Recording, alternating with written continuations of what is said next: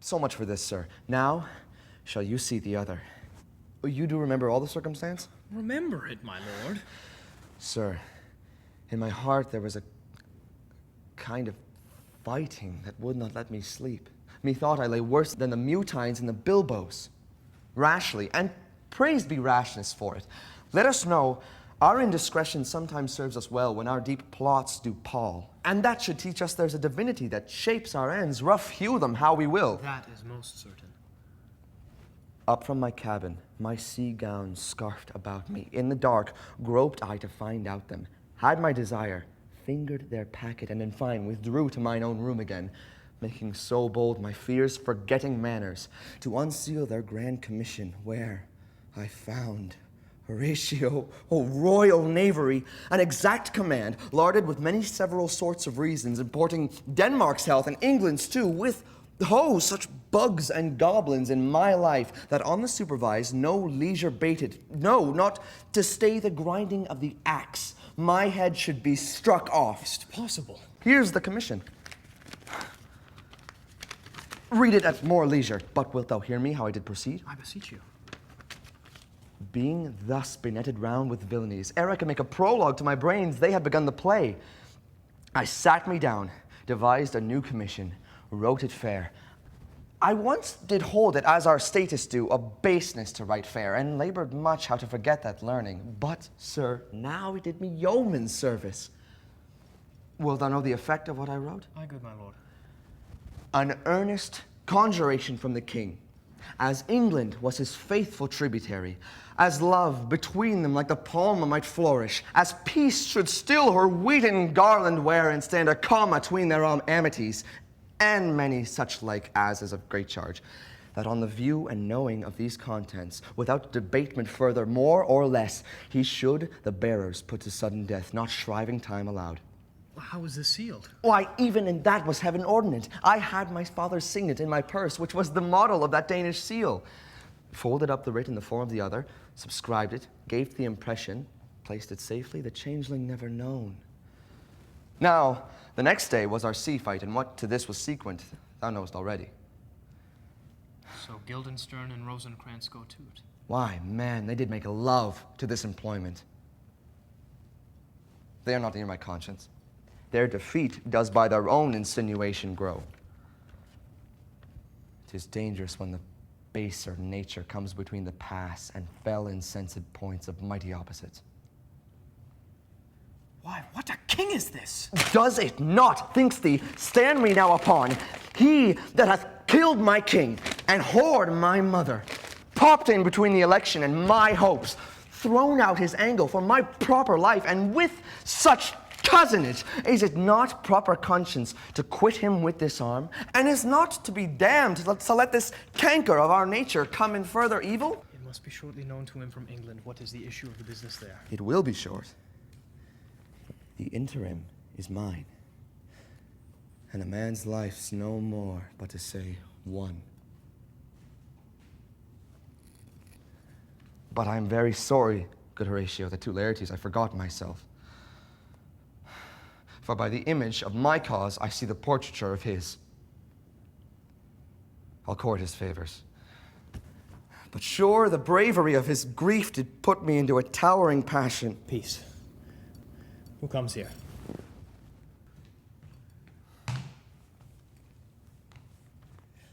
Your lordship is right welcome back to Denmark.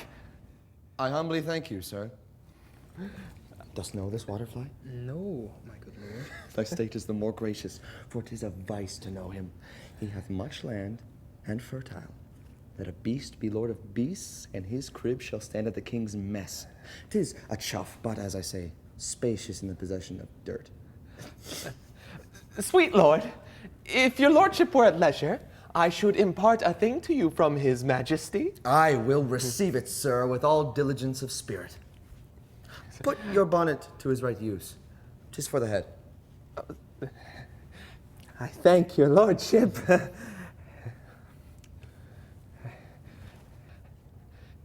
It is very hot. No, believe me, 'tis very cold. The wind is northerly. It is indifferent cold, my lord, indeed.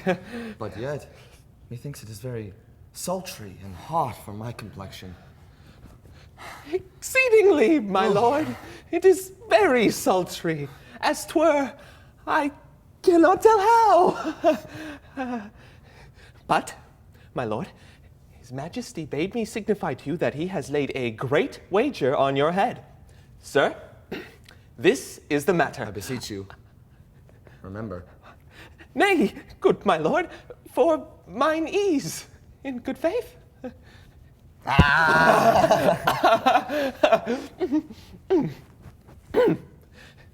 Sir, here is newly come to court Laertes. Believe me, an absolute gentleman, full of most excellent differences and of very soft society and great showing. Indeed, to speak feelingly of him, he is the card or calendar of gentry, for you shall find in him the continent of what part a gentleman would see. Sir, his definement suffers no perdition in you, sir.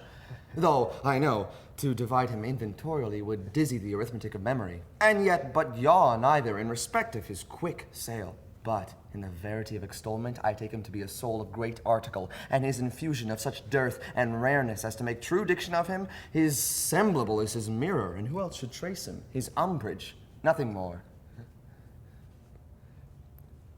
Your lordship speaks most infallibly of him. The concernancy, sir? Why do we wrap the gentleman in our more raw breath? Sir? Is it not possible to understand in another tongue? You will do it, sir, really. What imports the nomination of this gentleman? Of Laertes? His purse is empty already. All his golden words are spent. Of him, sir. I know you are not ignorant. I would you did, sir, yet in faith, if you did, it would not much approve me. Well, sir? I know you are not ignorant of what excellence Laertes is. I dare not confess that, lest I should compare with him in excellence.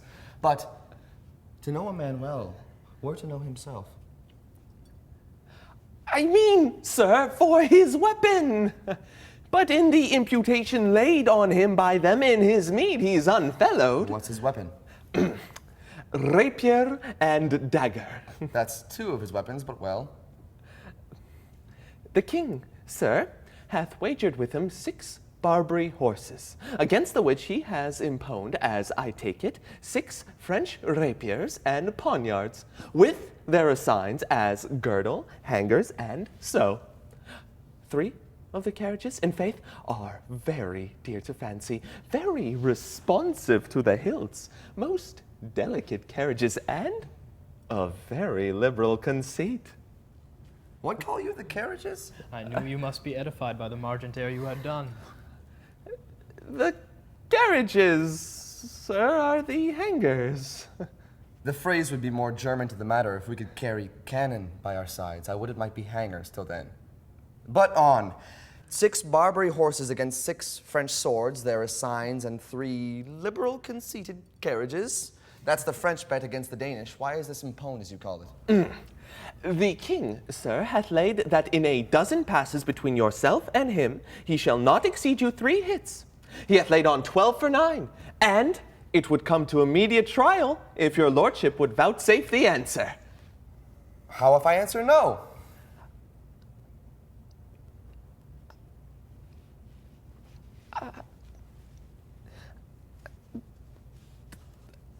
I mean, sir, the opposition of your person in trial.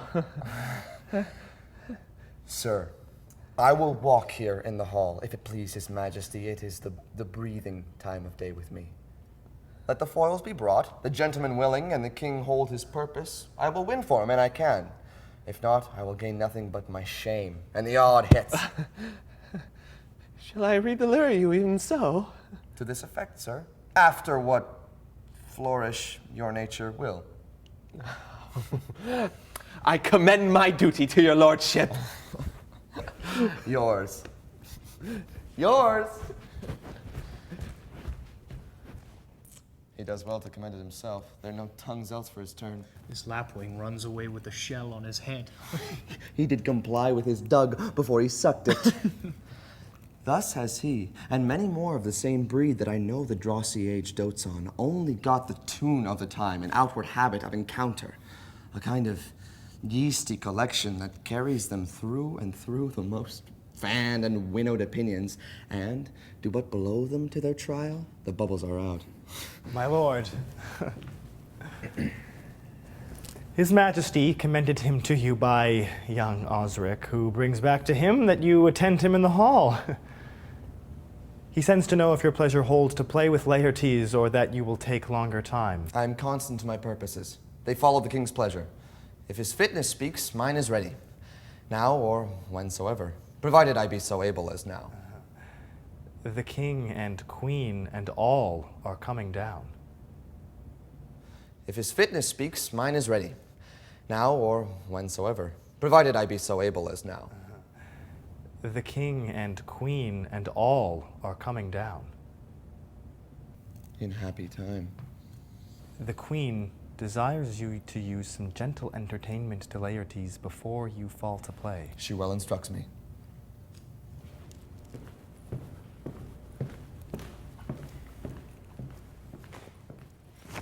You will lose this wager, my lord. I do not think so. Since he went into France, I have been in continual practice. I shall win at the odds. But thou wouldst not think how ill all's here about my heart. But it is no matter. Nay, good my lord. It is but foolery. But it is such a kind of gain-giving as would perhaps trouble a woman. If your mind dislike anything, obey it. I will forestall their repair hither and say you are not fit. Not a whit. We defy augury. There's special providence in the fall of a sparrow. If it be now, 'tis not to come. If it be not to come, it will be now. If it be not now, yet it will come. The readiness is all.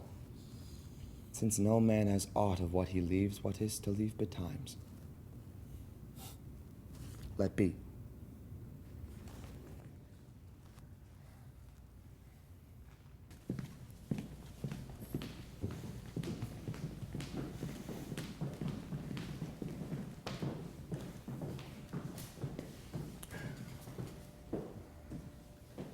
Come, Hamlet, come and take this hand from me.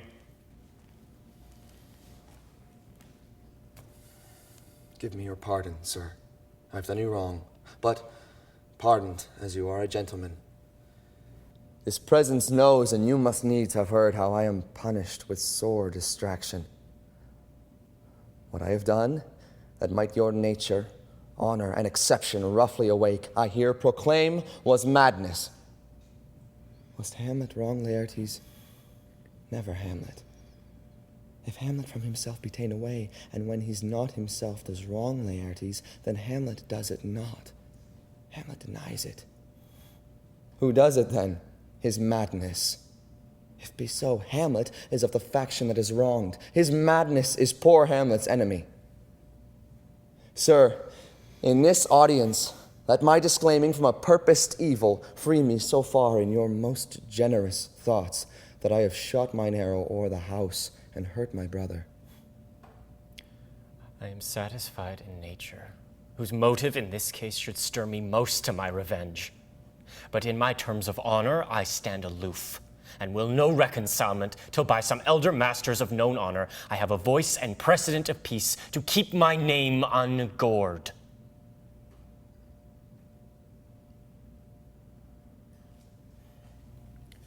But till that time, I do receive your offered love like love, and will not wrong it. I embrace it freely. And will this brother's wager frankly play? Give us the foils, come on. Come, one for me. I'll be your foil, Laertes.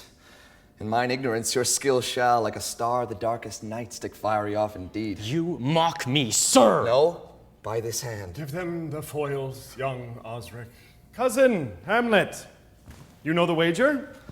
Very well, my lord. Your grace has laid the odds of the weaker side. Oh, I do not fear it. I have seen you both, but since he is bettered, we have therefore odds. This is too heavy. Let me see another. This likes me well. These foils have all a length. Aye, my good lord.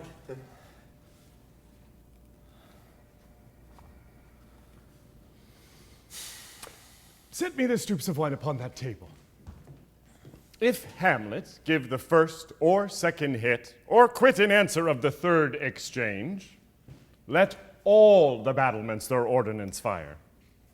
The king shall drink to Hamlet's better breath.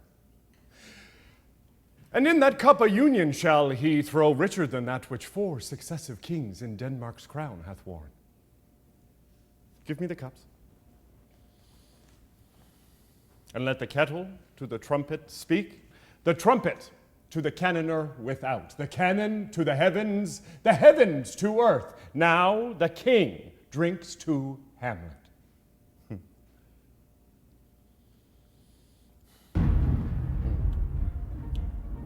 Come, begin! And you, the judges, bear a wary eye.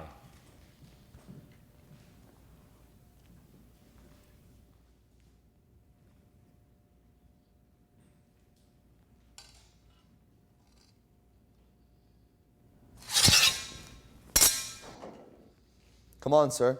Come, my lord.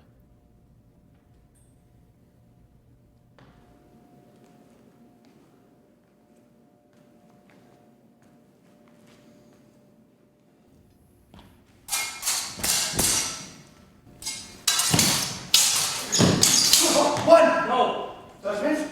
A hit! A very palpable hit. Well, again. Stay!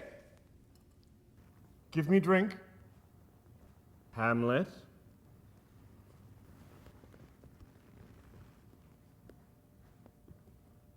This pearl is thine.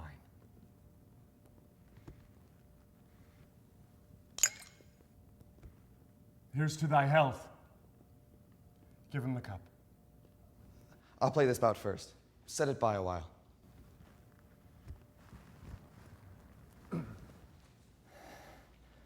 Come.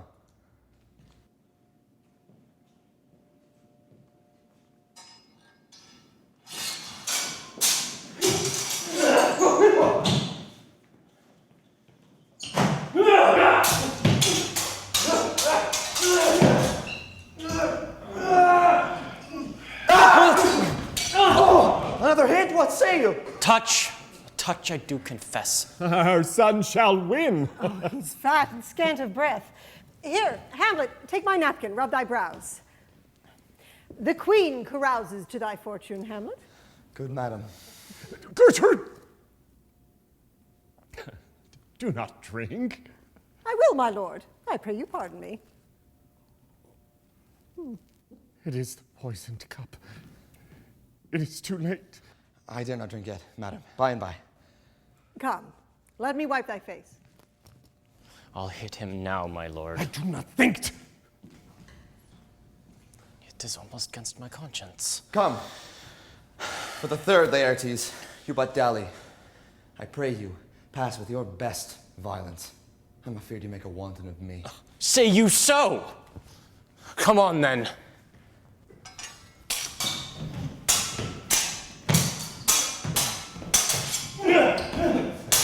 Nothing, back your way.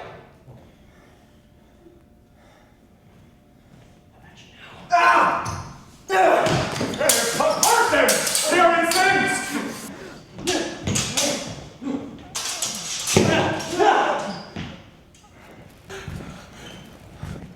Nay, come again!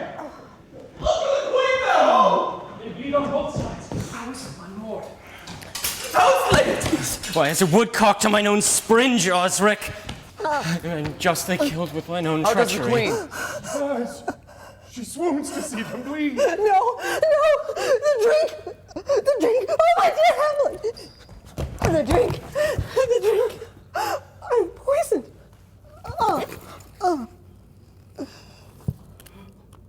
Oh, villainy! Oh! Let the door be locked! Treachery!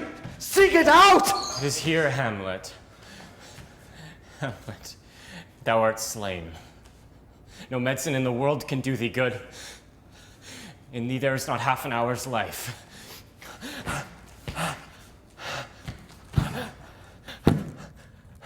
The treacherous instrument is in thy hand, unbaited and envenomed. The foul practice hath turned itself on me. Lo, here I lie, never to rise again. My mother's poisoned. I can no more. The king's to blame. The point in venom too, then venom to thy work!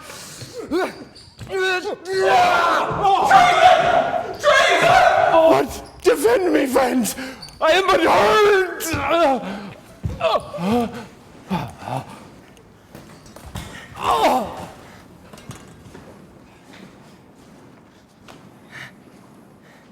Here, thou incestuous, murderous, damned Dane, drink off this potion!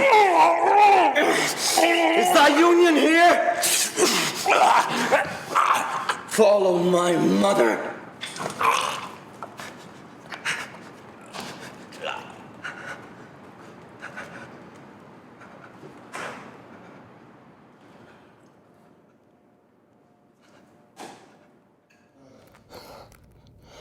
He is justly served. A poison tempered by himself. Exchange forgiveness with me, noble Hamlet.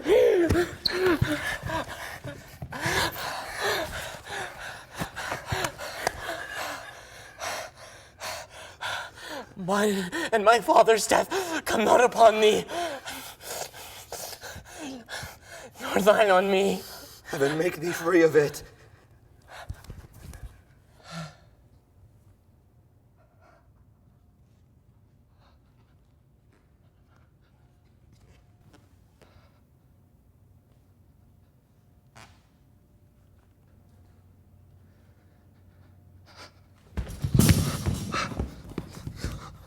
I follow thee. I am dead, Horatio. Wretched queen, adieu. You that look pale and tremble at this chance, that are but mutes or audience to this act, had I but time, as this fell Sergeant Death is strict in his arrest. Oh, I could tell you, but let it be. Horatio, I am dead. Thou livest.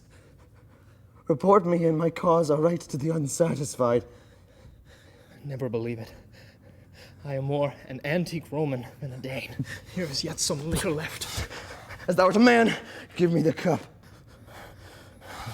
Let go. By heaven, I'll have it.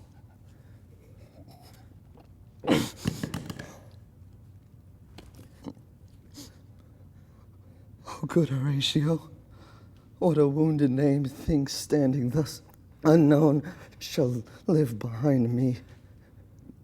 If thou didst ever hold me in thy heart, have sent thee from felicity a while, and in this harsh world draw thy breath in pain to tell my story. What warlike noise is this? Young Fortinbras, with conquest come from Poland, to the ambassadors of England gives this warlike volley. Oh, I die, Horatio. The potent poison quite o'ergrows my spirit. I cannot live to hear the news from England, but I do prophesy the election light on Fortinbras. He has my dying voice. So tell him, with the occurrence, more and less, which have solicited. The rest is silence.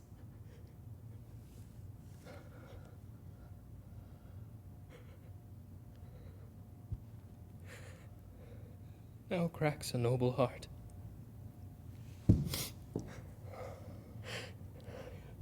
Good night, sweet prince. Flights of angels sing thee to thy rest. Why does the drum come hither? Where is this sight? What is it ye would see? If aught of woe or wonder, cease your search.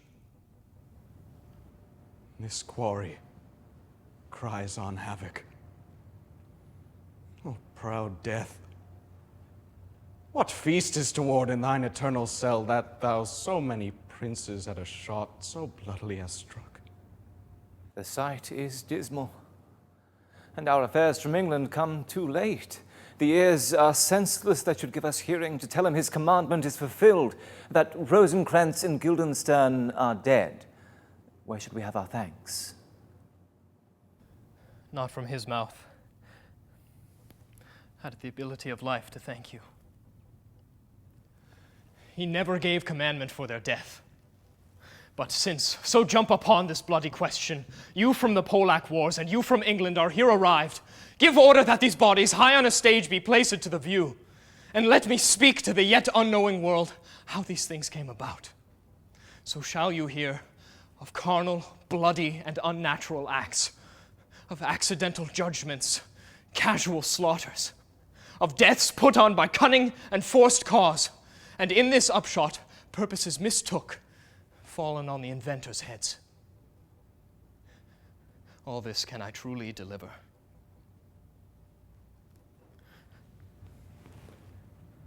Let us haste to hear it, and call the noblest to the audience. For me, with sorrow I embrace my fortune. I have some rights of memory in this kingdom, which now to claim my vantage doth invite me.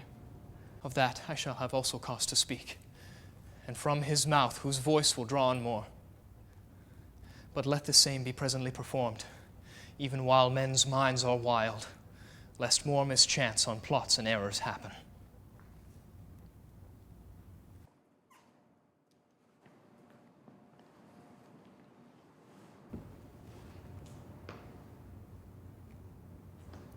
Let 4 captains bear Hamlet like a soldier to the stage, for he was likely, had he been put on, to have proved most royally.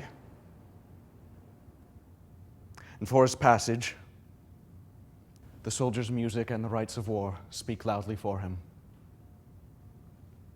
Take up the bodies. Such a sight as this becomes the field, but here shows much amiss. Go, bid the soldiers shoot!